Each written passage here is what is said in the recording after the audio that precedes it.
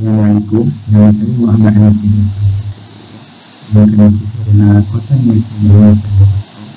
Saya daripada kursus yang dilaksanakan di Yayasan Komputer Universiti. Hari ini saya akan membincangkan apakah itu prosesor dan ciri-cirinya. Yang itu, mari kita ketahui apakah itu ARM. ARM adalah sebuah keluarga RISC Reduced Instruction Set Komputer yang berasaskan microprocessor dan microcontroller. Prosesor adalah prosesor perluan tinggi yang terkenal dengan saiz yang kecil dan kekuatan kuasa yang rendah. Prosesor digunakan secara meluas dalam perangkat elektronik umum seperti komputer, teknik, pemain, multimedia dan multimedia yang lain.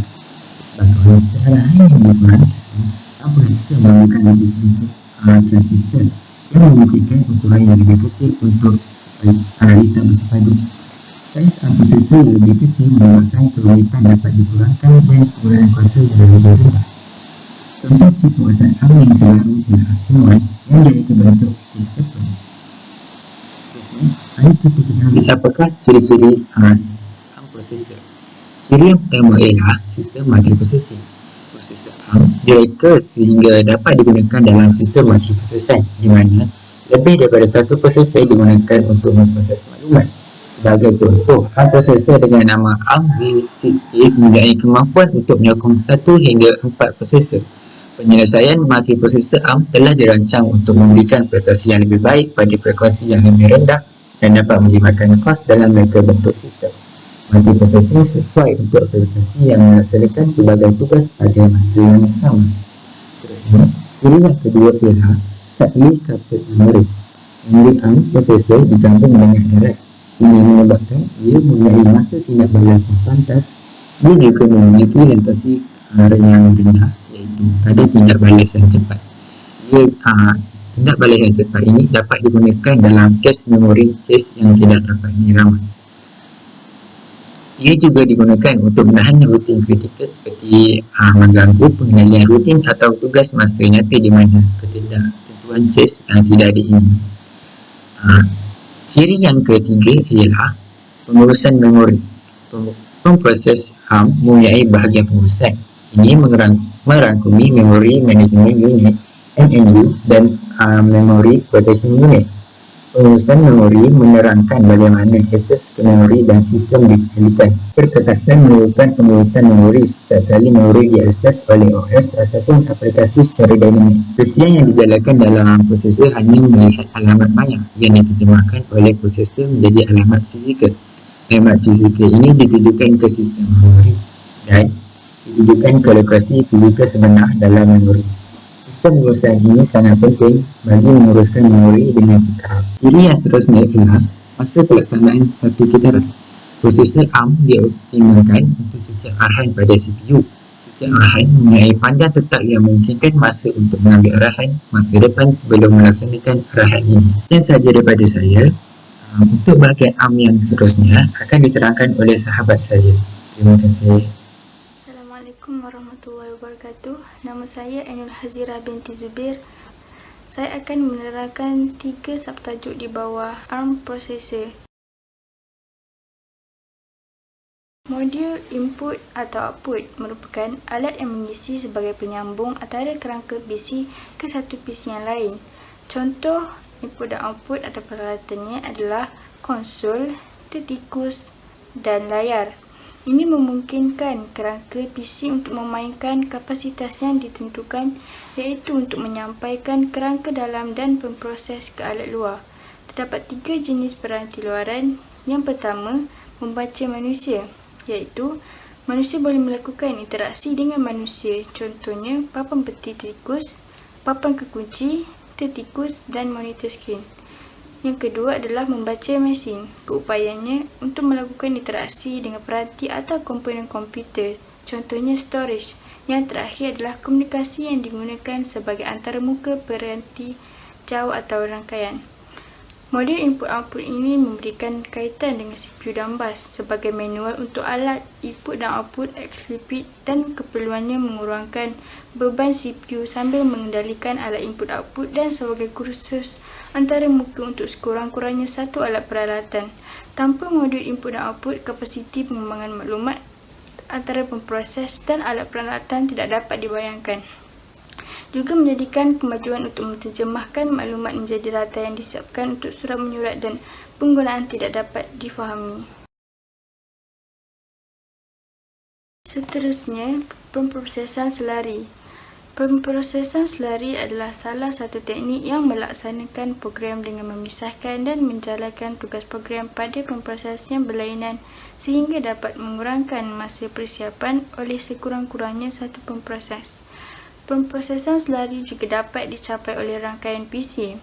Istilah lain untuk pemprosesan selari adalah pengkomputeran selari. Salah satu kes pensempurnaan selari adalah ramalan cuaca.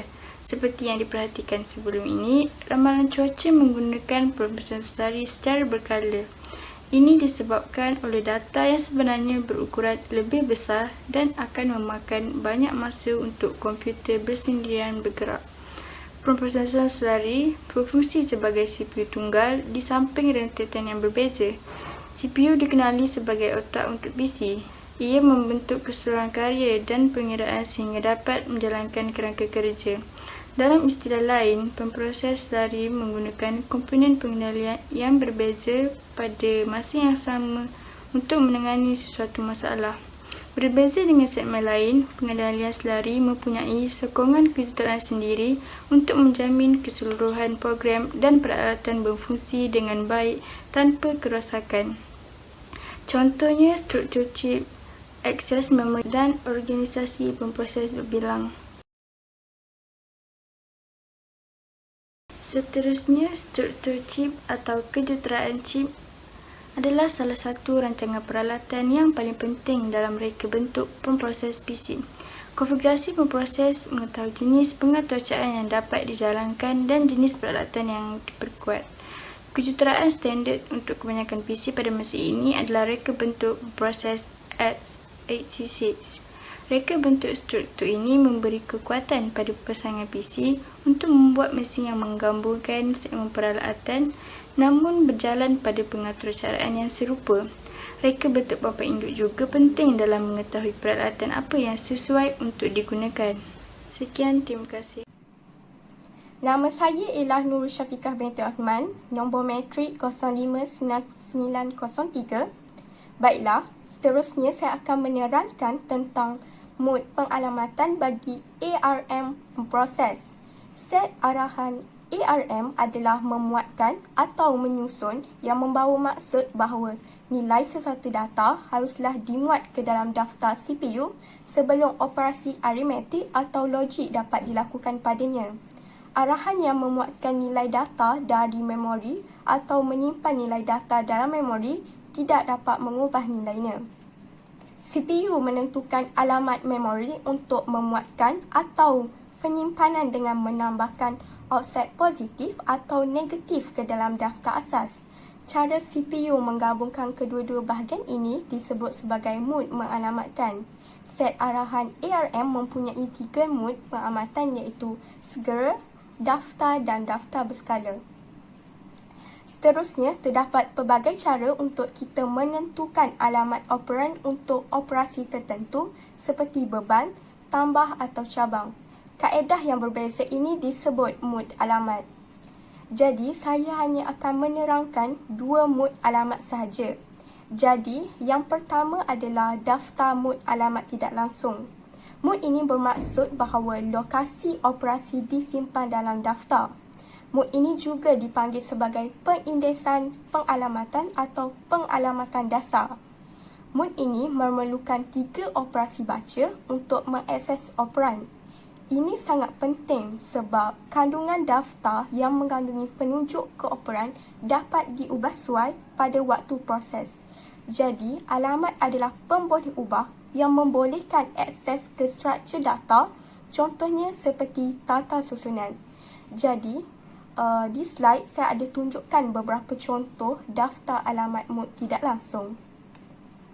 Mod alamat yang seterusnya adalah mod pengalamatan pra-indeks atau pengindeksan ARM. Mod ini digunakan untuk memudahkan pembacaan data berurutan dalam struktur, contohnya seperti dalam tata susunan, jadual dan juga vektor. Daftar penunjuk digunakan untuk menyimpan alamat asas.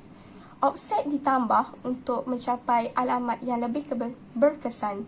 Contohnya juga boleh dilihat di dalam slide yang disediakan.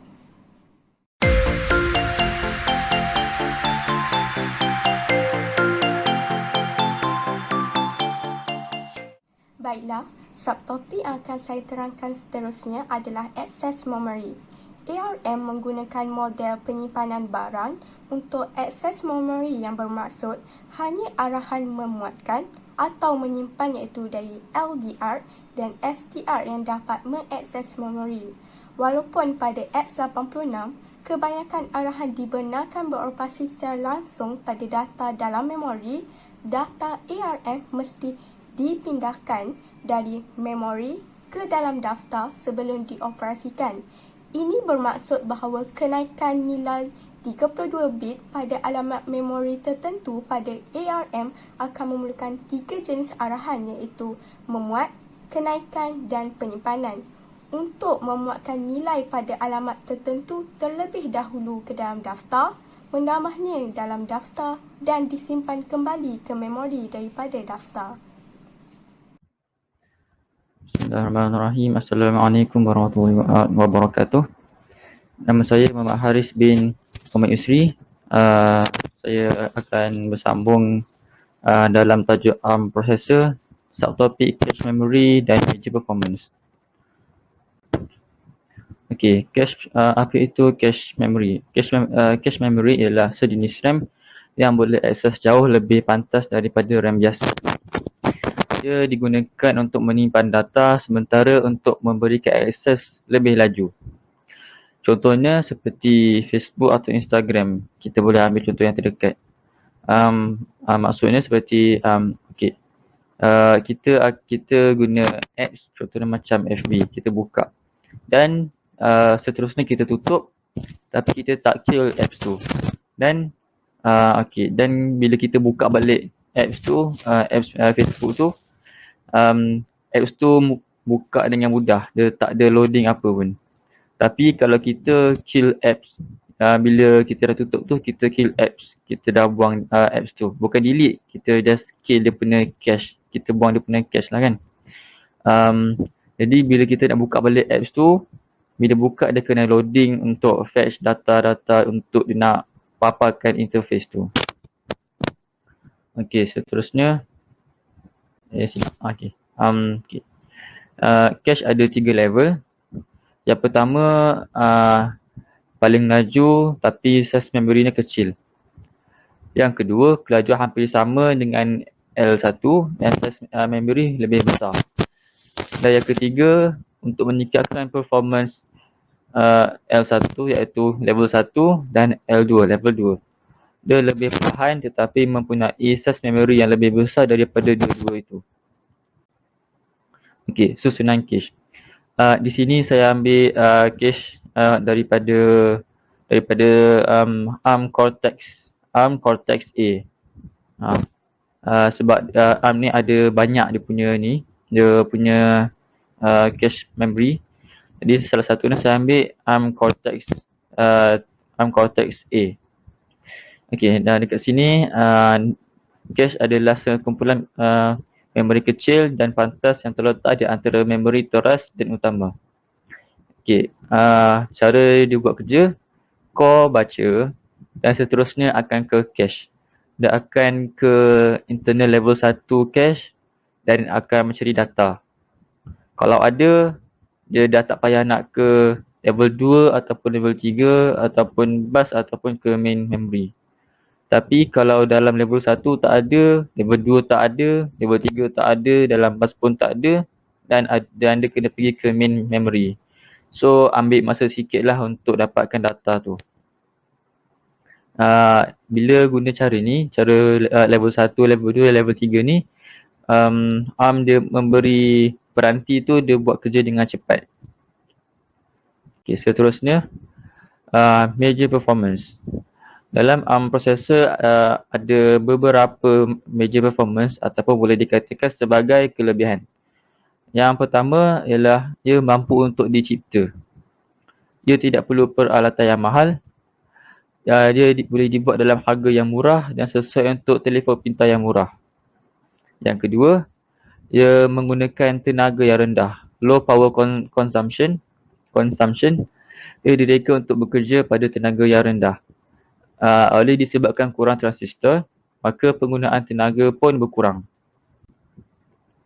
Yang ketiga, ia boleh bekerja dengan laju ataupun boleh dia punya performance dia lebih lajulah daripada RAM yang biasa. Dia boleh melakukan satu operasi dalam satu masa saja. Itu sebab dia boleh buat dengan laju. Dan latency dia rendah yang membolehkan tindak balas dengan cepat. Yang keempat, multiprocessing feature. Jadi ia direka supaya dapat menggunakan multiprocessing. Dia boleh memproses banyak maklumat sekiranya lebih dari satu prosesor digunakan untuk memproses maklumat. Okey, dan yang kelima, dia mempunyai battery life yang lebih baik. Maksudnya dia tak cepat rosak lah. Dia punya health dia sentiasa okey. Peranti yang menggunakan prosesor dapat bertahan dengan lebih lama. Maka maksudnya dia tak cepat rosak lah. Kita boleh guna peranti itu dengan lebih lama. Dan yang terakhir ialah simple circuit. Prosesor ini sangat padat dan dapat digunakan dalam peranti yang kecil. Sebab tu dia oleh disebabkan simple circuit, dia buat prosesor tu dengan sangat padat dan dapat digunakan dalam peranti yang kecil. Assalamualaikum warahmatullahi wabarakatuh. Nama saya Muhammad Daniel Syafiq bin Dasir bernombor matrik 060106. Saya akan menerangkan tentang kekurangan ARM processor. Kekurangan ARM processor yang pertama adalah ketidaksuaian perisian. Masalah ketidaksuaian perisian menjadi halangan untuk penggunaan sepenuhnya prosesor berasaskan ARM untuk digunakan di dalam komputer. Perisian atau aplikasi yang dibangunkan pada seni bina X86 tidak dapat dijalankan pada peranti yang menggunakan prosesor ARM. Sebagai contoh, sistem operasi Windows tidak dapat dipasang pada peranti yang menggunakan prosesor ARM. Ini kerana prosesor ARM tidak binary serasi dengan X86. Kekurangan yang kedua adalah kelemahan seni bina RISC. Arkitektur ARM dan prosesor ARM juga berkongsi kelemahan yang sama dari arkitektur RISC. Sebagai contoh, compiler perlu membahagikan set arahan yang kompleks menjadi set arahan yang lebih mudah. Hasil penyusunan semula set arahan ini dari compiler akan menyebabkan berlakunya peningkatan ukuran saiz set arahan. Selain itu, kualiti set arahan juga bergantung kepada hasil penyusunan semula arahan tersebut daripada compiler. Kekurangan yang seterusnya adalah penjadualan set arahan yang sukar. Pada prosesor ARM, proses penjadualan set arahan adalah sukar. Ini kerana prosesor ARM menggunakan arkitektur RISC. Arkitektur RISC ini tidak membenarkan sejumlah set arahan yang banyak diproses pada satu masa yang sama. Kekurangan yang seterusnya adalah keupayaan pengatur cara. Untuk membangunkan sesebuah perisian untuk peranti yang menggunakan ARM processor memerlukan keupayaan pengatur cara yang berkemahiran tinggi. Ini kerana prestasi arkitektur dan prosesor yang menggunakan RISC seperti ARM bergantung kepada kemampuan pengatur cara, kualiti perisian dan aplikasinya. Pelaksanaan arahan yang betul adalah bergantung kepada kemahiran pengatur cara itu sendiri. Kualiti arahan juga menentukan prestasi prosesor ARM. Dan kekurangan yang terakhir adalah kelajuan dan memori kota yang kecil. Pada prosesor ARM, terdapatnya prosesor yang berkelajuan, yang kelajuannya terhad serta saiz memori kota yang kecil. Ini akan menyebabkan timbulnya masalah apabila ingin menjalankan sesuatu aplikasi yang memerlukan penggunaan memori yang banyak. Itu saja daripada saya. Sekian, terima kasih.